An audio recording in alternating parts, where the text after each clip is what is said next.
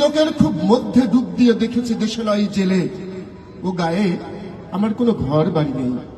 আমি স্বপ্নের মধ্যে বাবুদের বাড়ির ছেলে সেজে গেছি রঙ্গালয়ে, পরাগের মতো ফু দিয়ে উড়িয়েছি দৃশ্য লোক।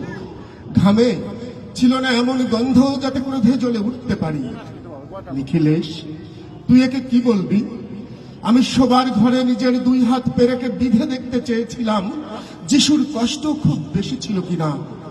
আমি ফুলের পাশে ফুল হয়ে ফুটে দেখেছি, তাকে ভালোবাসতে পারি না। আমি কপাল থেকে ঘামের মতো মুছে নিয়েছি পিতামহের নাম। আমি শ্মশানে গিয়ে মরে যাবার বদলে মাইরি ঘুমিয়ে পড়েছিলাম। নিখিলেশ, আমি এই রকম ভাবে বেঁচে আছি, তোর সঙ্গে জীবন বদল করে কোনো লাভ হলো না আমার। একই নদীর তরঙ্গে ছেলেবেলার মতো ডুব সাঁতার, অথবা চশমা বদলের মতো কয়েক মিনিট আলোড়ন, কিংবা গভীর রাত্রে সঙ্গম নিরত দম্পতির পাশে শুয়ে পুনরায় জন্ম ভিক্ষা। কেননা সময় নেই। আমার ঘরের দেয়ালের চুন ভাঙা দাগটিও বড় প্রিয়। মৃত গ্যাসটির পাশে উত্তরের হাওয়ায় কিছুটা মায়া লেগে আছে।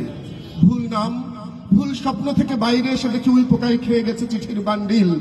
তবু আমি অক্লেশে হলুদকে হলুদ বলে ডাকতে পারি। আমি সর্বস্ব বন্ধক দিয়ে শুধু একবার একটি মুহূর্ত চেয়েছিলাম, শুধু একটি ব্যক্তিগত জিরো আওয়ার। ইচ্ছে ছিল না জানাবার এই বিশেষ কথাটি তোকে।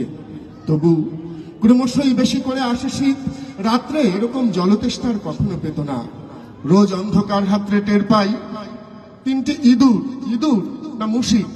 তাহলে কি প্রতীক্ষায় আছে অদূরে এই সংস্কৃত শ্লোক?